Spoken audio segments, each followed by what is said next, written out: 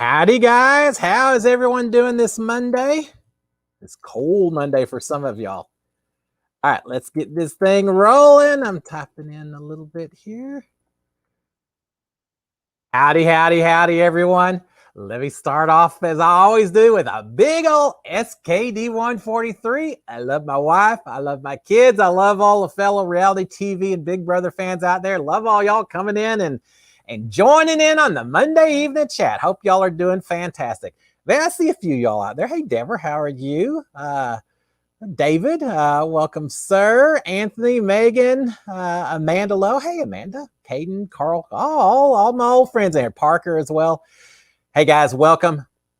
Y'all realize it's the first day of February. We made it through January.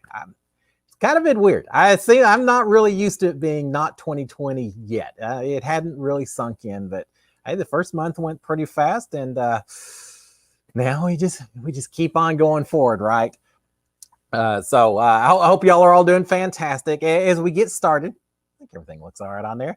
As we get started, I don't know. It's kind of open-ended today. I've got a few topics. Yeah, y'all know me. I don't even really need bullet points. I could probably still talk for an hour, as evidenced by the Cliff Notes. But back in the Big Brother house, but I got a few things I figured I'd talk about. But hey, y'all throw stuff my way. We'll talk about whatever y'all want tonight. It's y'all's show as well. Hey, Angie, and howdy, Ma, as well. Hey, both of y'all. All right, Ma, watching The Bachelor. Be back in a few. All right, well, all I gotta say is you could record. Yeah, you could record The Bachelor and watch it later. I've actually been watching The Bachelor. One of these days, I'm not doing recaps of the show. One of these days, maybe I will, but not the way most do it. You know, there's Reality Steve and some other people that cover. A lot of people cover The Bachelor, Bachelorette.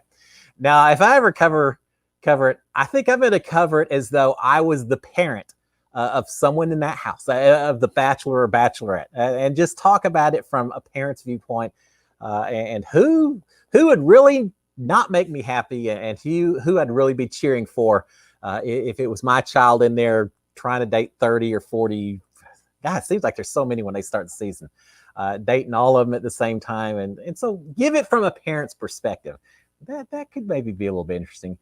How would it be if you actually had on The Bachelor, you had The Bachelor's mom or dad sitting over in a corner, just yelling at them every once in a while, or sending them text messages saying, don't trust this person. Oh, they're doing you dirty at this point in time. I think that'd be kind of fun as well. But anyway, all right, let me change this. So anyway, so Ma, watch the Bachelor, but you better come back here and watch this a little bit later. All right, SKD 143, as I say again, let's talk a little bit, as I always do, on this day in history, special events, things like that. Now, first of all, yeah, I think so, Andy. That'd be a good angle for a recap on The Bachelor. Just a little bit different. Not as another dating person, just as a family member. Heck, my family watched me on The Bachelor. They certainly got to live through a whole different experience than I did watching a loved one on the show. I can only imagine being a parent of someone on The Bachelor, either The Bachelor or one of the women that's dating The Bachelor. That's got to be tough all in itself, also, where you see people just kind of plotting or not being as nice as they should be, things like that as well. Willis Cat, you should watch. Should I watch you or do my math homework? Well, you know what? As much as it would be complimenting to watch me, you got to take care. That's your job, right? Do your math homework. Here's the beauty: do your math homework, then you can come back and watch this later. These are all saved on YouTube. And the last thing I want is some teacher sending me out comments saying someone didn't turn in their homework and they're using their excuse that they had to watch Old Boss Hog on YouTube. I don't think that cuts it. That doesn't cut it any more than the dog ate my homework or anything else. You got to place your priorities, and taking care of business, math, and every other homework is certainly what you got to be doing. So do your homework and then come back. And if you got any questions on the homework, contact me. I did all right in math when I was in school. I'm an engineer, so math I did all right. Grammar and English and all those, that wasn't my favorite topic. I loved math. I loved history, so physics, some of those classes like that as much as anything else. All right, so what is today? Today we had last week, what was it? National Irish Coffee Day and ice and popcorn day. We have a few different things over the weeks. Today, I guess kind of a special day, although today is National Texas Day. Yeehaw! National Texas Day. I don't know why they picked February 1st. There's not anything really big in history that happened on February 1st. I guess it's just our turn in the year, whatever. But I got to say, no one in Texas celebrates National Texas Day on February 1st.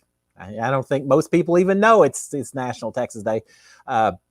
Heck, every day's Texas Day for us down here. But no, the days we celebrate, for those of you who are not down here in Texas, for those of you who are elsewhere, sitting there in the cold and the ice and winter shutdowns and everything else, hey, it's the high 60s here today, so it's kind of nice. We'll talk about that in a minute. But no, the days we celebrate here in Texas, we celebrate March 6th, which is in 1836. March 6th was when the Alamo fell. And so, remember the Alamo. We always honor that as a solemn day.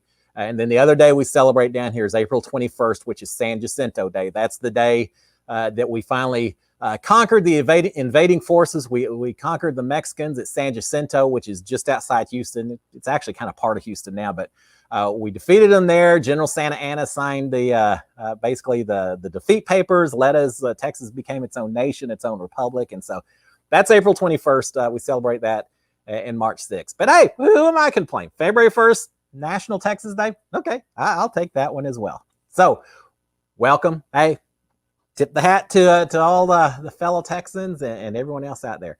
All right, so we've got that. Now, on this day in history, we also did start Black History Month. That's awesome. I saw that, Don. In fact, with regards to Black history, and I can't remember the city, was it Birmingham? Someone could correct me. On this day, during the Civil Rights era, is when they had the sit-in. The Woolworths restaurant deli that was inside the Woolworths store, the sit-in at the deli counter, that kind of spurred a lot of the civil rights moment. I think it was four African Americans that said, yeah, we're not leaving. We have the right to eat here as well. And so, that occurred on this day in 1960. I don't know. Maybe I should, but so start of the Black History Month as well, and so that's cool. All right, so today in history, two big things that I want to talk about, and then we'll just kind of talk about whatever. First of all, in this day in history, I forgot to write down the date. I want to say 2003, perhaps. The Space Shuttle Columbia broke up. Greensboro, Angie's saying. Okay, thank you. I couldn't remember where it was, and I think it's the Woolworths, but I'm not sure. But on this day in history, the Space Shuttle Columbia, coming in for a landing over in Florida, got just over Texas and broke up into thousands, millions of pieces. Lost all on board, unfortunately. I've talked about it on the show before, so I won't talk as much about it. But on the day it happened, my son was in Boy Scouts, and his whole troop was going down to Corpus Christi, Texas, about 5 hours south of Houston, to spend the weekend on the USS Lexington aircraft carrier. And on the way down there, we got the message that the shuttle didn't land. And I remember thinking, well, how does a shuttle not land? It doesn't just disappear. Well, unfortunately, it did. And by the time we got down there, a lot of the people in this Boy Scout troop worked for NASA. They all immediately had to drive back up to Houston to handle all the disaster recovery, things like that. So the rest of us took care of all the scouts that particular weekend. And I remember for the next few weeks, for the next few months, searching for debris all over the state. Just north of here, a lot of it landed. And I know we used to go to a lake house up there. And I remember looking around while we were at the lake house saying, hey, there could be stuff around here as well. So everyone in the area was looking out to try to find any debris and help figure out just what happened. That was tough. We actually, two of the astronauts, we kind of knew from that flight. One of them, Michael Anderson, his daughter was on a drill team with my daughter, and so we knew that family well. And the whole area had to come together as a family. It was difficult. So that was the Space Shuttle Columbia that had that happened. And so we remember the astronauts we lost on that particular day. And the other big day in history, and a little lighter than the Space Shuttle. Super Bowl 38. Does anyone remember Super Bowl 38? Nah, you probably don't when I just mentioned that, because whatever. How many Super Bowls we had now? But let me put it another way. Super Bowl 38, wardrobe malfunction, Janet Jackson, Nipplegate, Justin Timberlake. Starting to ring a bell a little bit. Yeah, Super Bowl 38 was held here in Houston, and that was the Super Bowl that at halftime, Justin Timberlake and Janet Jackson doing a medley of hits. Janet was doing a medley of her hits. Justin Timberlake comes out as a surprise guest. Apparently pulls away just a little too much wardrobe than was planned. I don't know. I guess there's dispute on how much of it was planned or unintentional, and I've heard both ways, even to the day. That was about 10 years ago when it happened. I think it was just at 10 years ago. But you know, for half a second, Janet Jackson flashed a little bit of a breast on national TV. Do y'all realize when that happened, CBS ended up getting fined like $300-something thousand for indecency? It was the most viewed clip on TiVo, DVR type stuff back then in all of history. MTV blacklisted Janet Jackson. All of her videos, singles, everything on MTV and everything that had to do with Viacom Productions all went away for a while as punishment for Janet Jackson for doing that. Just for flashing a little bit for a little second. I think it's kind of overblown and an overreaction, but hey, the United States, Puritan standards over here and everything else, it was, I don't know. What would it be like if it happened nowadays? I have a feeling that everyone maybe would be just a little more tolerant. We probably, I remember laughing a lot when it happened, more so than being upset. But and I think there'd be a lot of laughing going on as well today. Yeah, don't talk about the Super Bowl. So screw the Patriots. All right, Ma. I'm not sure. I can't remember who the Patriots played that particular year, but there's probably a lot of people that are. No one wants to continue to cheer for the team that just every year does fantastic. Yeah, you always cheer for the underdog, whether you're talking Super Bowl, whether you're talking Big Brother. It's fun to cheer for the underdog. And the Patriots, it's been a long time since they were considered the underdog. We do have a Super Bowl this Sunday, Chiefs versus the Buccaneers. And I've got very mixed feelings on who I'm going to cheer for. I kind of have always liked the Texans, the Chiefs. The Kansas City Chiefs were originally the Dallas Texans back in the 60s in the AFL. And then eventually they moved up to Kansas City when the Cowboys were doing well and all that. So I've kind of always been a huge fan of the Texans. I love their fans. But the Buccaneers have Mike Evans, who was a wide receiver who used to play for Texas A&M. He caught a lot of passes when Johnny Manziel was at A&M as well. I'm a huge fan of Mike Evans. So I'd love for him to see him get a Super Bowl ring. So I'm going to kind of, I don't know, I'll watch it. I'll just watch it for the commercials. Someone mentioned, and I can't screw up again to see it, but yeah, after that wardrobe malfunction, that's why we have the tape delay now. I guess they don't call it tape delay anymore. I'm not sure what it is now, but the network delay, just in case something weird comes up, that they can delay everything out and make sure that these old sensitive eyes watching on TV at home aren't offended by anything we see. Let's see. Commercial break.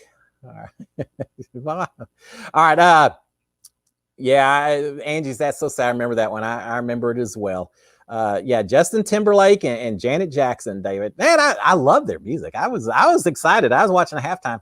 And I've got to say, I kind of missed it. I don't know. We had kids and all, so we watch a halftime show, and he'd pull everything away, and I probably immediately hopped up to go grab food from the kitchen or something. It's only later I heard that, oh, well, you saw a little more than was absolutely planned. Hey, I laughed. You see a lot more than that nowadays on the internet and everything. It's pretty tame compared to what, if you really want to find some stuff. But I guess because it was on over-the-air TV and all of that. So, yeah, David, you're right. That's why the network TV has a delay. And I guess that's good. I mean, a lot of other things could happen as well that would be a little less of a laughing matter. Okay, back in 2004, David saying, wow, that's amazing. I didn't realize that was long. It was that long ago. Is that for the shuttle? I think that was a shuttle versus I don't know. Whatever. This day in history. I can tell you the date it happened. I just can't tell you the year it particularly happened. Megan says, was watching the game at church youth group at the time as middle schoolers thought it was the funniest thing. I think most people thought it was pretty fun. The people, who knows? There were thousands and thousands of people that called CBS to complain. If you're going to pick up a telephone call and complain about something you see on network TV, that seems pretty tame compared to most things. don't watch Big Brother, and don't watch Big Brother live feeds if that's your tipping point. Because we knew the live feeds were on. Most people. I tried to be sensitive to that. I don't curse normally, but especially inside the house, I try not to curse or anything. Now, some people in the house, their filter was turned off. I had a little bit higher, or a little bit lower level, I guess you'd say. There were a few people in there that probably not made for not made for TV for family viewing sometimes. And now, after I got out, a few of the conversations that I wasn't privy to, I think people were on their best behavior while I was in there, or while they were in the room with me, most of the time. Because when I got out, and some of the conversations that were had between some of the other people when I wasn't in the room, when it was just a handful of others, whoo, I tell you what, you would have seen me walking around with my eyes wide open and my jaw dropped a little bit with some of those conversations. It always amazed me. And I know some of y'all are a few less years than I've got on it, but that was one of my big adjustments while I was in the house, was that a lot of the people in there that are in their 20s, it just seems like people that age were a lot more open to talking about absolutely anything whatsoever. I didn't need to really hear about everyone's toiletry habits, or hear about every little blemish and pimple and everything that was on their body, and hear everything about their past histories and the way they did this and they did that, and just leave that to your imagination. And I don't know, is it that the younger generations are more open about talking about that? Or maybe it's not that. Maybe it's just that when casting Big Brother, you tend to bring on the people who are the ones that are most open, the ones that just are most willing to just vomit out every bit of information they've ever possibly could think about talking about. Maybe that's it. Maybe it's just the 16. I guess you got to count me as well.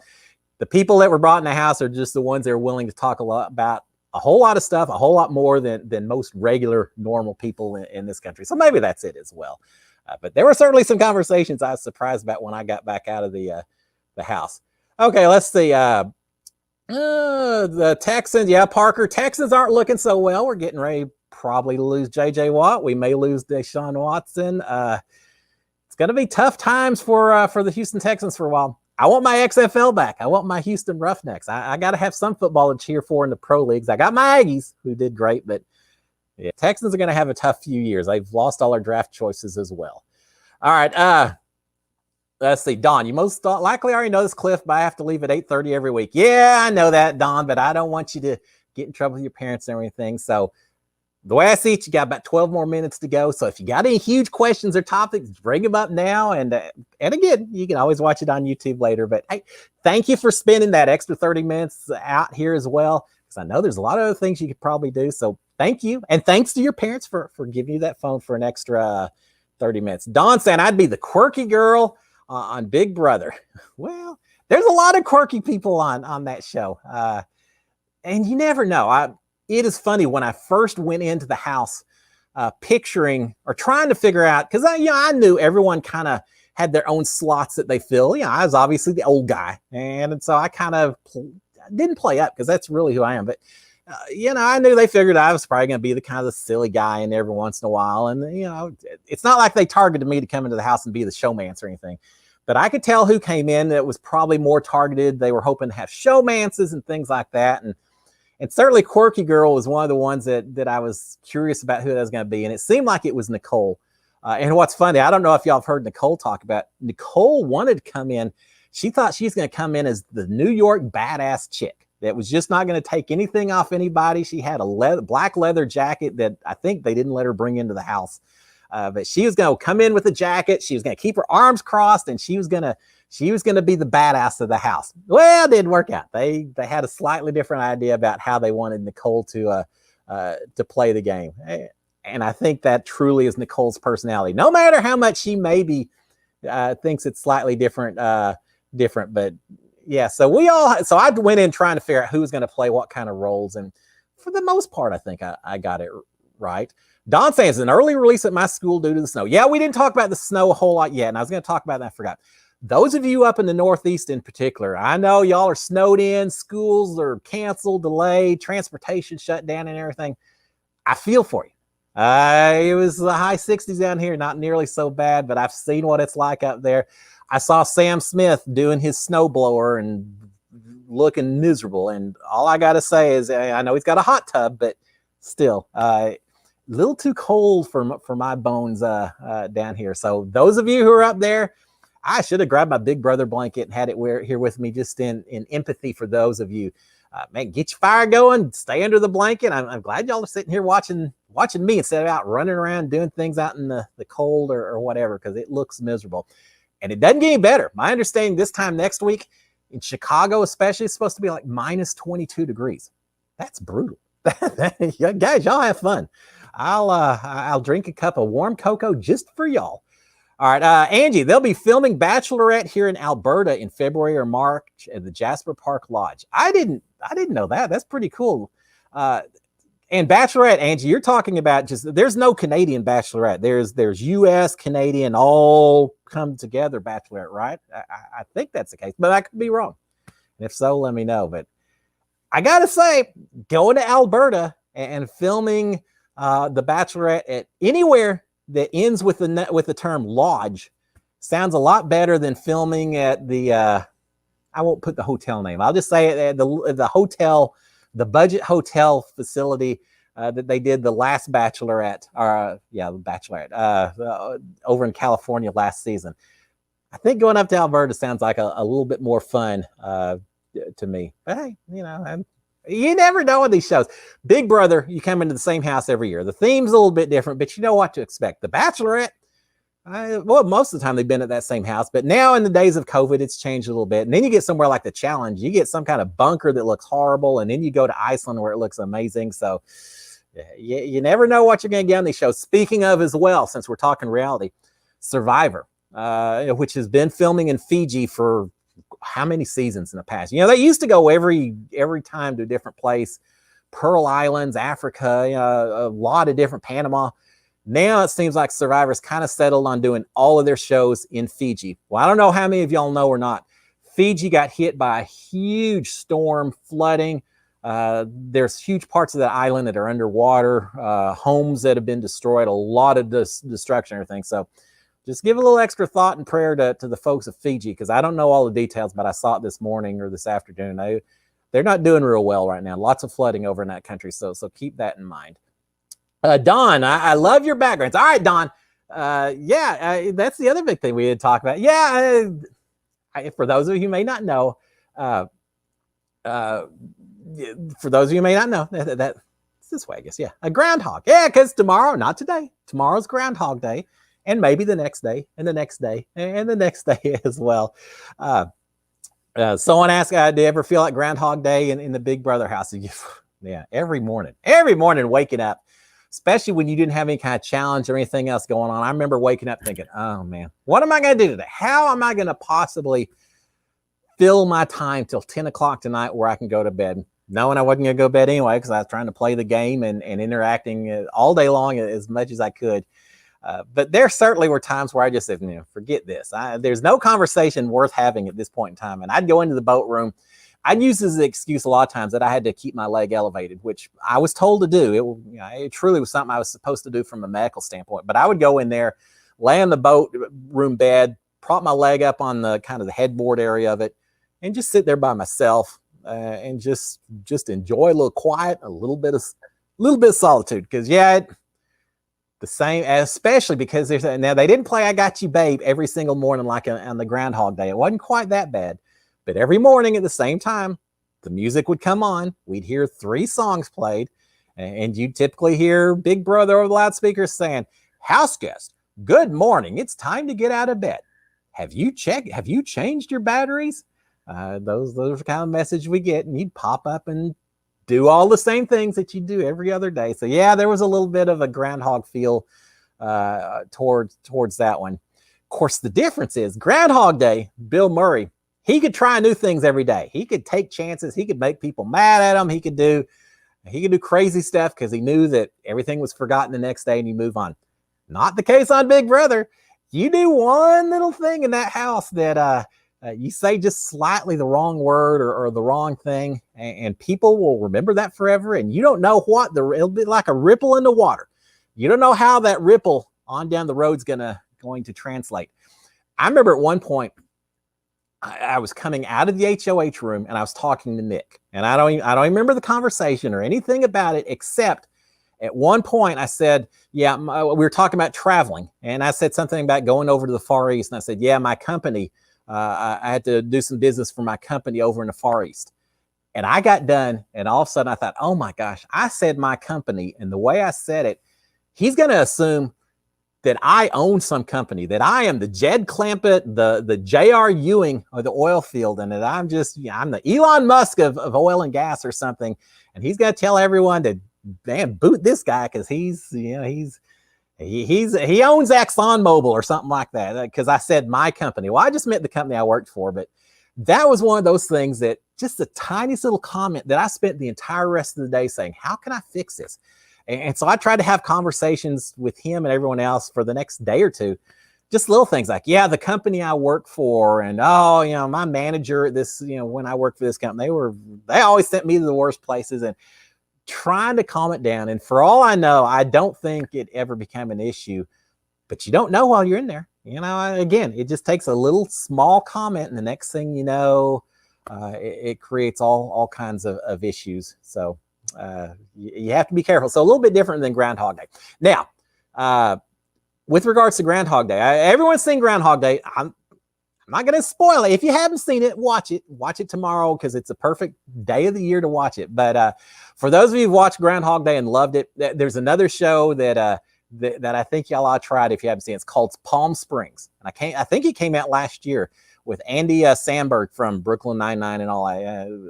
It's Andy Samberg.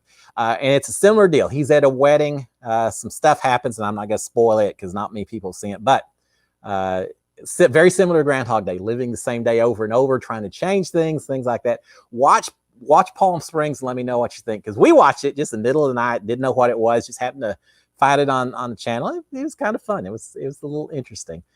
So there you go. The Hog's recommendation for the week, Palm Springs with Andy Samberg. All right, Parker O'Dell. So Pat Rooney died today. I didn't know that. Wow. I am a fan of Pat Rooney. I just hadn't even thought of that name for a while. Also, what was his name? Mike Diamond.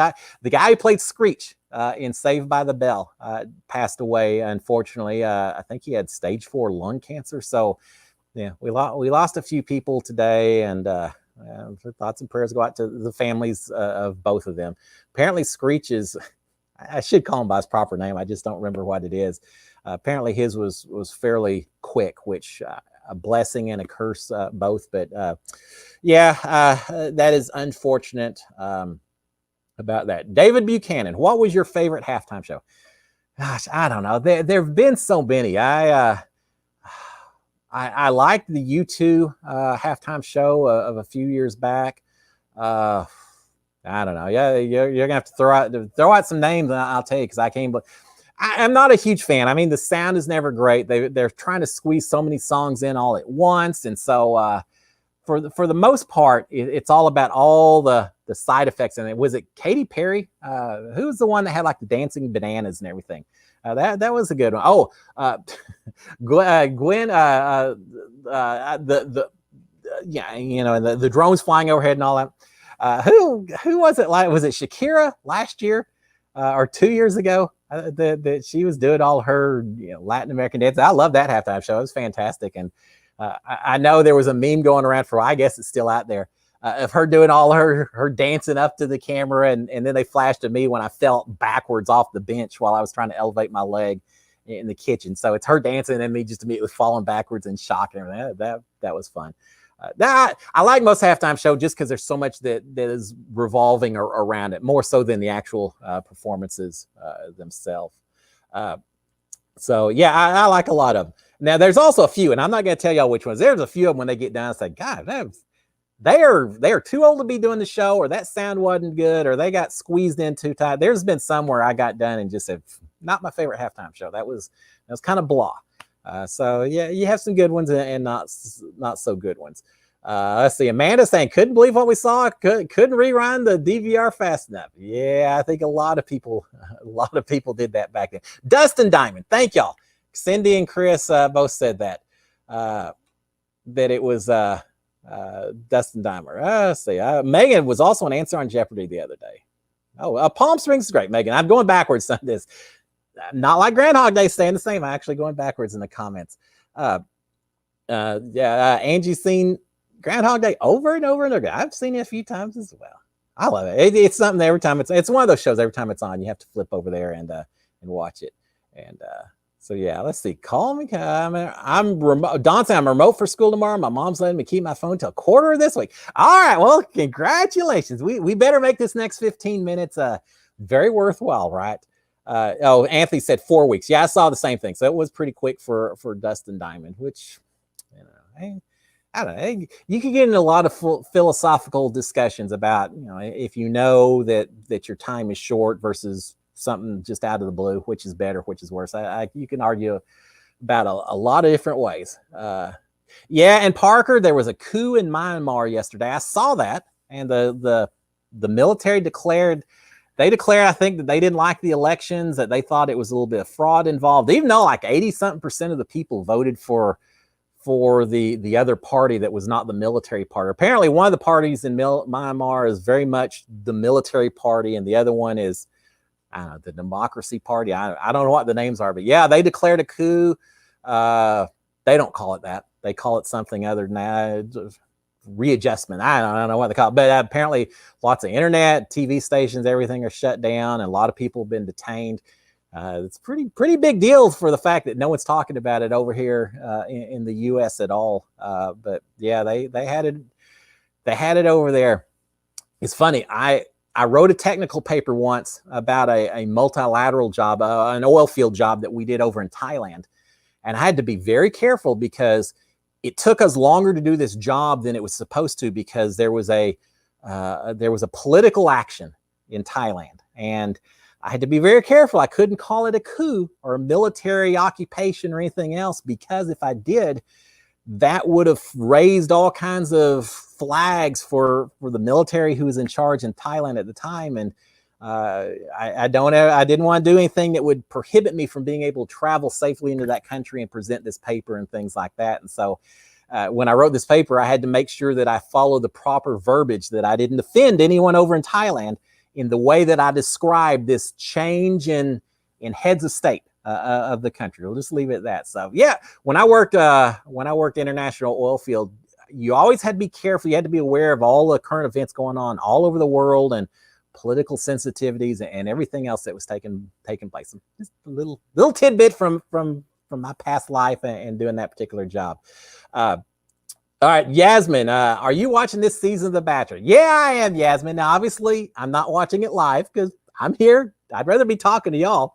Hope y'all feel the same way. But yeah, I watch it a little bit later. And, every season I watch a show, and there's people that I just think, I really like this person. If it was my son, this is who I'd want him going after. And others, I think, man, if it was my son, I'd be saying, run as quick as you can on some of these people. And I know this season, for example, we've got Queen Victoria, who's just, I don't know how much of that's real, how much of it's just her knowing that she's getting camera time, how much of it's producers egging her on. You never know with these reality shows. I mean, it's just like with Big Brother. Everyone that was in there, that was us. I think we were all real. But at the same time, I always think, and I think about this on a challenge as well, I also think that there's people who know a camera's on them, and so they tend to ramp things up just a little bit more, knowing that's the way to get just a little bit more camera time. And how much of that's with Queen Victoria, so I don't know. But yeah, I watch it, and I'm enjoying it. Hey, it's reality TV. If it's reality TV, I'm going to be watching it. Most likely. In fact, with that in mind, now here's the deal, and I haven't figured out how to do it yet, guys, but last night, today, I don't know, we're talking time zones and all that. February 1st, the premiere of The Amazing Race Australia. Because of COVID, they're staying in Australia the entire race. They're not going international. It's just going all over the country, doing all their different tasks. I'm going to figure out how to watch it. I'm not real sure how to do it just yet, but I'm going to track down some videos, and I'm going to try to keep up with The Amazing Race Australia, because I love that as a country. I'd love to visit Australia someday, and so I'm going to watch this season. Hey, maybe I'll give y'all some recaps of that as well, or at least some ideas on how you can go out and watch it if I can figure out how to do that. All right, let's see. Let me scoot back up on these comments because I apologize. Let's see. Do you think you would ever try the challenge or The Amazing Race? Don's asking. Well, Don, yeah, The Amazing Race, absolutely. All they got to do is call me. And I've got I'd love to do it with my son or daughter. If I couldn't do it with them, Kat or Nicole would be a lot of fun to do it. I tell you who else would be fun to do it. I'd love to do the Amazing Race with Donnie or Kevin Schluber, some of the older other Big Brother contestants, just to team up with some of them, try some of that out. But at the end of the day, you put me with a complete random stranger, and I'm still signing on with the Amazing Race. That would be so much fun. So yes, I would absolutely do the Amazing Race. The challenge, yeah, if they call me, I'm going to do it. I kind of think the chances are a little bit less of the challenge, but I guarantee if I'm on the challenge, there's going to be some people watching. They may be watching me on the challenge same way that some people watch stock car racing and everything, not to see who the best driver is, but just to see who screws it up and has the biggest wreck at the end of the day. Because it would be an interesting story arc to watch me on the challenge, I do believe. But yeah, if they call, I'm in. Why not? All right, I think Ma just took off. Hey Ma, if you're watching this on replay, howdy, we're still here. Let me scoot back to here. I think people would watch the challenge just to see if I could even survive. Hey, you wouldn't. No one's going to be sitting there at the first of the season saying, "I think old Boss Hog, I think he's going to win the challenge." The people better watch out for him. He's the one that's destined if someone doesn't stop him. They aren't doing that. They're going to watch this every week saying, "Is this a week that Cliff dies? Is this a week that Cliff gets hauled away in an ambulance and we never hear his name again? Is this a week that the challenge gets sued for putting that old guy in such horrible conditions?" I think that's why people would be watching the challenge if I was ever on the season. You'd bring in a whole different kind of audience. I guarantee that. So yes, I do it because I'm a glutton for punishment, and literally that's what you have to do if you're willing to be on the challenge. But I would have fun in the house. Oh, I would be poking some people and prodding some people and getting a few people fired up here and there. And I don't know if my time would be long in there, but I want to say it'd be a little bit memorable while I was in there as well. All right, Cindy's saying she needs to study. See y'all next week. All right, all y'all that need to study, and if it's just watching The Bachelor, we're going to have a little discussion. But if you're doing homework, if the parents are taking the cell phone away from you, okay, I get it. And I'm not going to encourage you to do anything except follow those directions and just watch it later. But for those of you who have to take off, I appreciate it. And I'll see you next Monday as well. All right. Let's see. Would you play Big Brother again? Yeah. Oh, yeah, I'd do Big Brother again. It'd be fun to play. I would try to go in playing a little differently. I think I'd go in and say, oh, I don't know what I'd do. I want to say I'd be a little more cutthroat, a little more of a villain, and try to screw someone over just for the purpose of screwing them over. But I couldn't. At the end of the day, get in there, you develop a relationship. I couldn't do that to anyone. I'd probably play very similar to the way I did before, except I'd talk a lot more quiet. I certainly wouldn't. I'd still do my Cliff Notes because no one's going to keep me from doing those. But I'd talk a little softer. I'd probably, I don't know, maybe I'd try to set it up. Maybe I'd talk loud and give out some false info and just try to get someone to overhear me and hear all the wrong, incorrect things as a result. Probably wouldn't trust people quite as much maybe as I did last time. So there's lessons learned. But yeah, I'd do Big Brother again. That'd be a lot of fun. Yeah, Yasmin saying not sure about Victoria. I don't know. And someone, I can't remember who it was, spilled the tea a little bit on Bachelor over the last day or two, talking a lot about it, and didn't really say anything I hadn't already heard. That everything is for the most part real, but production certainly plays a role in maybe how some of the influence. Let's say that they influence to some degree some of the people who are kept and things like that. And I'm sure they prod people along. Yeah.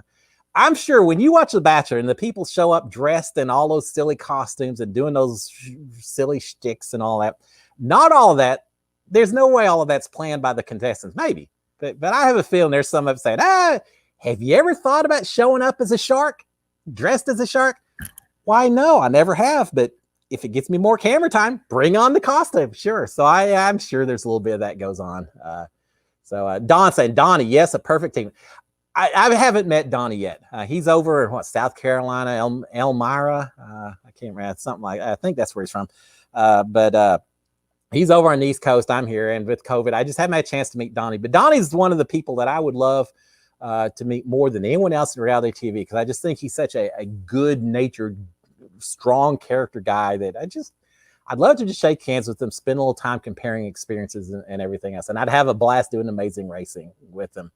Carlson, I think you'd get eliminated early, but hopefully you'll do good. Carl, hopefully I'll just live. Yeah, well, the hurdle's a little bit lower when you're talking about that show. Now I do fine. I push myself because that's what I do in life, but I'd be fine. Let's see, what else is talking about? Daytona 500 in 2 weeks. All right, thank you, Brian. I didn't know that. I don't watch the stock car racing as well, every once in a while, but I more watch Formula One racing. That's kind of the big one that I've done, and their season is over right now. But yeah, I'll watch Daytona. Don, I think you could win Amazing Race. I think I'd have a decent chance. I would certainly go in planning to win. I think I work well under pressure, and I think that works well for Amazing Race. Nathan saying, would you ever want to play Big Brother? I think I just answered, yeah, in a heartbeat, I'd do that. What was your overall strategy last season, Nathan Sam? I had a different strategy, Nathan, just because I knew I was going to be a little more of a target because I was the older guy that people don't think twice about voting out early. So if I'd been younger and able to just kind of merge into the woodwork a little bit and everything, is that the term? I'm not sure, but if I could have flown under the radar, then I would have laid low and let other people take the lead in the beginning. But I couldn't do that because I knew I was going to be an early target. So instead, my idea was this. Try to gain control early if I could, which is why I volunteered to be camp director. Well, that didn't work out so well. If that didn't work, try to identify who the player or two was in that house that was going to be playing very hard, very fast, very early, and try to get in on their good side and really promote myself as, hey, I'm no threat. Look at me. I'm not a threat, but I'll be a vote for you. As long as you keep me around, I'll vote the way you want. And, just save me till halfway through the season. And I'm good. I understand. So promise loyalty to the people I thought were going to play aggressively in the very beginning, which is kind of why I approached Mickey, even after he nominated me, banished me, and I fought my way back in. Because I saw him as being one of those players who obviously wanted to play very strong in the beginning. So that's why I told him, I said, look, no one expects us to work together. I will be loyal to you. I will give you votes. I'll do whatever. Just keep me around. And I think that worked pretty well. And then the other part of my strategy was the idea that if I feel unsafe, if I think that I'm not in with that big alliance and I'm at risk, then I need to make sure that there are bigger targets in this house than me. Do whatever you can to get the targeting pointed somewhere else other than this old guy over here. And I tried to do a little bit of that. David came back in, and I tried to get the target shifted over to him a little bit. It was, the whole idea was just anyone but me in the beginning. So that's kind of the way the strategy worked out of what I was doing. Brian saying, is the first HOH key? I think so, Brian. I think, well, I don't know. A lot of people later said they didn't want to win HOH. I thought I did pretty well. The first HOH was holding on to that log and trying to stay up there. And I didn't think I was going to win, but I wanted to stay up long enough that it didn't look like I was a slam dunk on physical competitions. And so what, I came in 6th place or something, somewhere like that. I obviously didn't win, but I thought I did okay. And then later I found out a lot of people dropped because the last thing they wanted was to win HOH, which I get. You don't necessarily want to have power and then get people upset with you. But over so many seasons, the person who wins that first HOH just controls the power. Look at Cody All-Stars last season. That first HOH was vital for him. Christy, during my season, she won the first HOH, and I don't know that it was as critical for her, but I do think it helped cement her place in with the Grateful Eight, the undeniable, whatever you want to call a big alliance. And it did let her control some of the power in the very beginning. Now, on the downside of that, because Christy won that first HOH, she didn't win anything else the whole rest of the season. But because she won that first one, I immediately labeled her as a competitor, as a competition threat. Even to the very end of the game, I knew how smart she was. She talked about having picture-perfect memory. Don't say that while you're in the house. Why say that and have people think that you have perfect memory? But she talked about that a lot. And so based on what she said, plus that she'd won that first competition, even towards the very end, I was thinking, man, if we keep her in this house, she's going to win 1 or 2 of these HOHs and control the game. And so I viewed her as a huge threat. And part of that was because she won that first HOH at the very beginning of the season, that I now find out half the people threw anyway. So I don't know, Brian. Is the first HOH key? I still think it is. But a lot of people who don't feel at risk in the beginning of the game would rather just lay low and wait till later. And I think that's a valid strategy as well. All right, Ma, I saw a comment from you. I'm not going to talk about it because I don't want to do any spoilers, but that's interesting. Don saying, still sad that Alex Trebek is no longer with us. I agree. And I've been watching Jeopardy with Ken Jennings. I think Ken's doing a good job. I haven't seen all the episodes. I'm behind up, but I mean, it just doesn't feel the same without Alex Trebek there and listening to him do his accents when they have French speaking and things like that. But yeah, I miss Alex, but hey, he was with it for so long. So I'll be grateful for what we got rather than being too upset I mean, you know, it was going to happen at some point. And it just, I'm glad we had as many years of Jeopardy with him as we did. And I think Ken James do fine. It's just us having to get used to it. All right. Thank you, Judith. Donnie lives in Albemarle, North Carolina. Same place I think that Kelly Pickler from American Idol is from and everything. I knew it was somewhere in the Carolinas. So thank you for that. Let's see. Cody broke the OTEV curse. Yeah, Cody was a beast. He was very good. All right, Don, you have to go. Have a great one, Don. Stay safe, stay warm as well. All right, one point. I got to bring this. I can't believe. Sorry, I said before. Something I've got to bring up from last week because I promised I would, and y'all may have forgotten about it, but for once, I didn't forget about it. We were talking about props and things that we got to keep from last season, and they sent us a memorabilia box with a lot of our competition outfits and things like that. Well, I brought one to show off for y'all. I mentioned it last week, but I actually did have it, and it's kind of funny as well. All right. Don't know if y'all recognize this or not. This is my my hoodie, and this is from the food fight competition. When we, the very first week, Christy nominated myself and Kat on the block, and so I got to play in the very first veto competition. I played in all but 2 veto competitions the entire season, which maybe it's because I was on the block a lot, so maybe that's not a bragging point, but I played in a lot of competitions. All but 2 vetoes, all but 1 HOH. But this was the very first veto competition, and it was really cool because Casey showed up in the house. She was the first former contestant that came back in, and that was incredible. Seeing someone that you'd seen on TV, and now suddenly here she is saying hello to you and knowing who we are and everything else. It was a little setback when she said, "Oh, what's that little tiny door used for?" And it became obvious that maybe she hadn't watched all the episodes up to that point, because that's the door I came back in from, myself and Kimmy and Jessica, when we escaped banishment and came back into the house. But it was so cool seeing her. And then, unfortunately, she got to watch us do the food fight competition in the backyard, which was so hard. It's so horrible. And I felt so bad that I scored a big old goose egg 0 with Casey sitting there watching. And I remember sitting there saying, "All right, well, the queen, you're," because she won that competition her year. A little different competition, but the same idea, catching stuff that's launched at you. And so I remember telling Casey, I said, "The king protects her record, stays the queen." And she smiled and said, yeah. And I'm sure she's thinking, yeah, I never had a fear that you were going to take that record, Cliff. Not you. You never know. But now that was the first competition. But if y'all recall, we got just pummeled with salad dressing and goop when they launched these big meatballs at us. And then I had to go jump and slide across some cafeteria tables and spin around and catch a strawberry, or try to catch a strawberry. That was so hard because my contact lenses, the stuff just blew my glasses out, my goggles out of the way, and messed up my contacts. So I had to do the whole competition without contacts in, so I had trouble seeing anyway because of it. Tough competition. But when we got done, we're covered in all this goop and everything.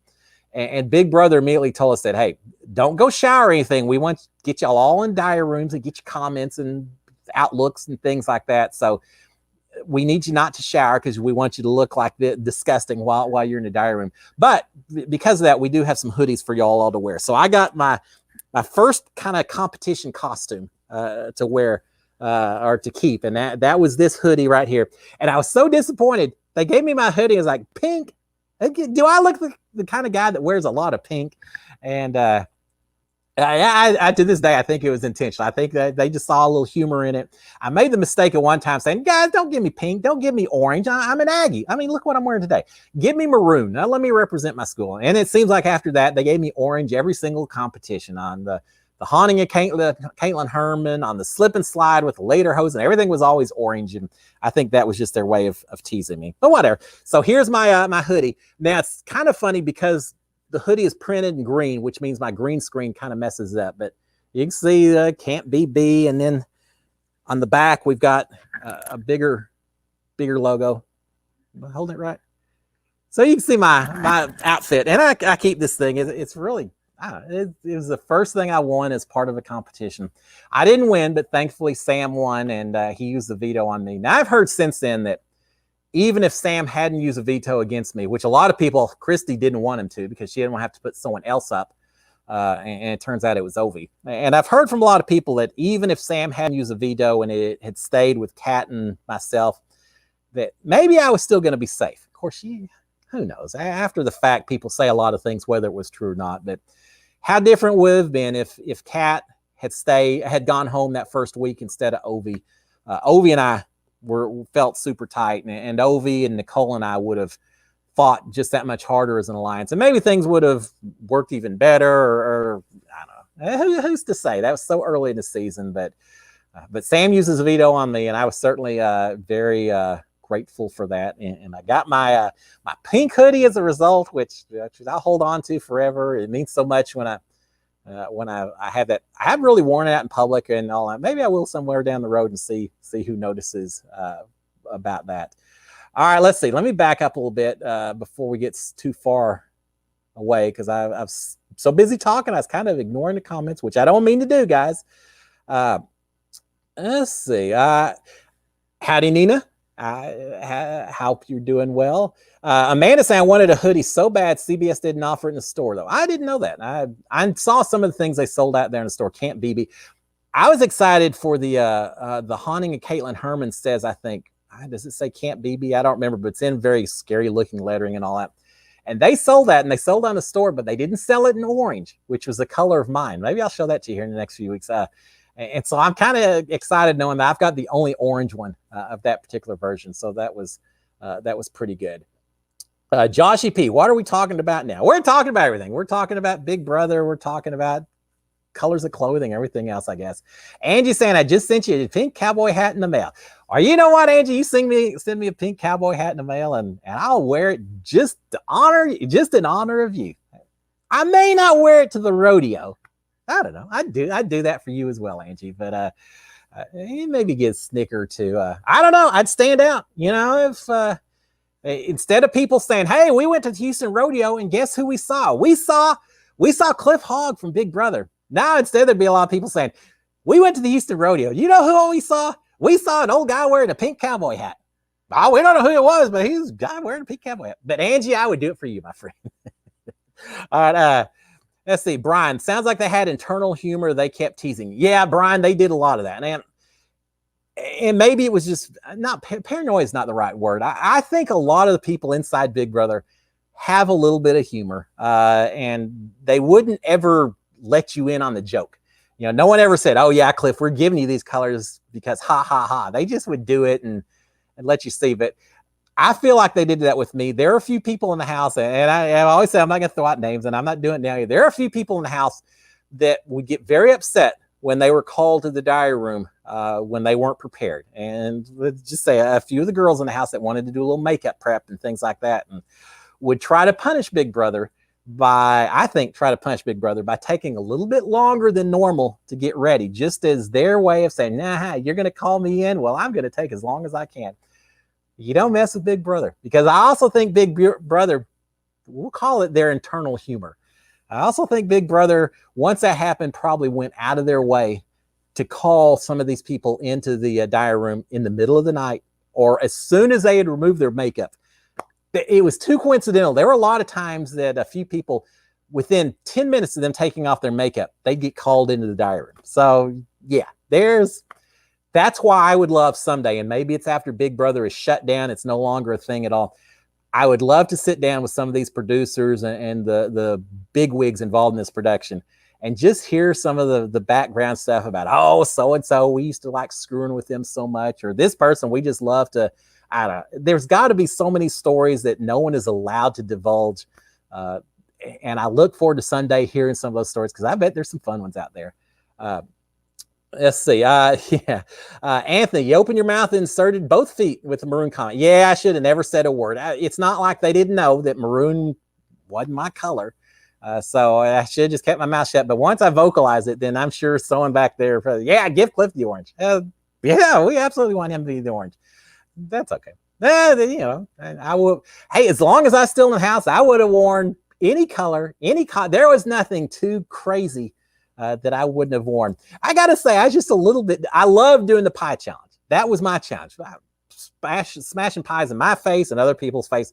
That's kind of suited for me. That's the kind of person I am. But I was a little disappointed that I didn't get one of those costume punishments. I don't necessarily want to be running around with a space helmet on my head all week or dress like a chicken and having to fix eggs at all hours of the day. But just to wear a funky costume for a while it would have been fun for a couple of days. 7 days, you would have gotten tired at the end a little bit. But yeah, all the punishments in the house were always so much fun, except for Mickey. Of all the punishments everyone had in there, I don't know if y'all recall, but Mickey's punishment was going out in the backyard and doing autopsies on aliens and just getting blasted by the goop. And it was cold that week in the middle of the night, and the goop would just soak him to the bone. It was cold. It was chilly. He was miserable. That was a bad punishment. The rest of them, not so bad. Nathan, I never saw anything about in the show, but I always had a feeling you, Nicole, and Ovi would have made a great trio. We were the alliance. We were the fellowship of the zing. We planned to work together, and Ovi really was the kingpin on that. It was Ovi and I had talked about working together. Ovi and Nicole were trying to work together. And at some point, the three of us just ended up in the archery room, the target room, said, man, let's just make this official. Let's make this an alliance and make something happen. Now, later I find out that Ovi has a whole lot of alliances with a whole lot of different people. But hey, he's playing the game. I don't fault him for that. And I do think we would have done great. It's so cool seeing Ovi after the end of the season. I got to see him for just a second towards the end of the season while we were still in the house. He was handing out cookies during that competition where we had to recognize things that had changed in the house. But he wasn't allowed to talk to us other than just say, hey, things like that. I wish he could have told me a few things. But yeah, I missed Ovi. I loved Ovi so much in that house and afterwards, and still do. And I would have loved to have Ovi and myself and Nicole right up to the very end, and we could have done so much fun with it. All right, let me get through the comments at 7:57, so we're going to have to shut down here pretty quick, but let me see. What do you think? Who do you think Deshaun Watson's going to be traded to? I don't have a clue, Ma, because I don't know what teams need the quarterbacks and all of that. But I hate that we're losing him because he's just a brilliant quarterback. And if we lose him, then we probably lose J.J. Watt as well, which I understand. As much as I love J.J. Watt as a player, I want him to finish his season somewhere where he can excel. And if we lose Deshaun, that may not be here. So, but I don't know where he'd end up with. I hope it's somewhere for a team that I can actually cheer for, because otherwise it's gonna be hard. All right, let's see. In episode 2 of Big Brother 21, did the squirrel actually put you into the sack when you got banished? Josh, he's asking. All right, Joshy, do you? I can't divulge a lot of stuff. I'll just say this. You look at me. Do you think a squirrel's going to carry me for any extended distance in that house? I'll just leave it at that. There's the squirrel was actually in the house. The squirrel was actually carrying a bag. The squirrel actually did pull a bag over me. Beyond that, I'll leave it up to whatever you think. Let's see. My season holds a record for girls with the most makeup worn. Looks like they're going to the opera or in the opera. Amanda, there was a lot of mirror time spent from these people. But what was funny is people. Yeah, there's a lot of people putting on makeup, and I don't know if there were other seasons where I saw a lot of people putting on makeup for a long period of time. But what was funny is early in the morning, especially Kat more than anyone else, Kat didn't think twice about just getting up and wandering in for a veto competition. She knew the TV was going to be on her and everything else, the cameras, and yet she'd still be in there because the veto picks typically took place early in the morning. I mean, they'd wake us up to go in there and do our picks to see who's competing in the veto competition later in the day. Didn't face Kat. She'd just come in there and morning, and she'd be good to go. All right, Brittany had a great story about Zingbot passing out from the heat her first season. I've heard that, Hayden, and it gets a little hot. I think inside that costume can get a little hot as well. We didn't have Zingbot pass out. We had Free the Zine, the Al the Alien. Oh, and the guy came in during the Free the Zine veto competition. He came running into the house and he slipped because this floor was so slippery because that was the week of all our pie competitions or pie smashing. And the ground was so slippery. He ran in and hit the ground. He popped right up and he stayed in character and he continued his comments and everything else. But yeah, we almost had an injury of our own while we were in there. All right, guys, let's see. I hope I got all these comments. I really want to try and answer everything I could. I think I did. If not, tell you, I'll find me on Instagram and ask me, and I'll give you a personal answer instead. But let's see. All right, let's go ahead and shut her down if we could, because it is 8:01. I want everyone to like I say, I know some of y'all are freezing cold up there, so stay safe, stay warm, drink a little hot cocoa and or some hot tea, whatever suits your fancy when it's freezing cold and you got 24 inches of snow on the ground outside and a little bit of ice as well. Yeah, Christopher DeJoseph, David's saying that's right. Chris DeJoseph is who I'm talking about, and I've talked to him once or twice. A wonderful guy. I'd love to meet him in person somewhere down the road. Al the Alien, for those of you who don't know. All right, guys, I'm going to shut it down. Hope y'all have a fantastic week. We didn't talk about the challenge, not so much.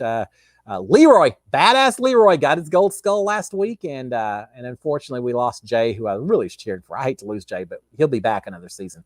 But Wednesday night we've got the challenge. I'll drop another episode of the challenge recap sometime Thursday, and so we'll do that. And guys, y'all have a fantastic one. Stay safe, stay warm. SKD 143. I love all of y'all. Love my wife. Love my kids. Love the entire reality TV world. So much fun. Have a blast. You have a great one, guys. We'll shut it down. Talk to y'all later. Bye, my friends.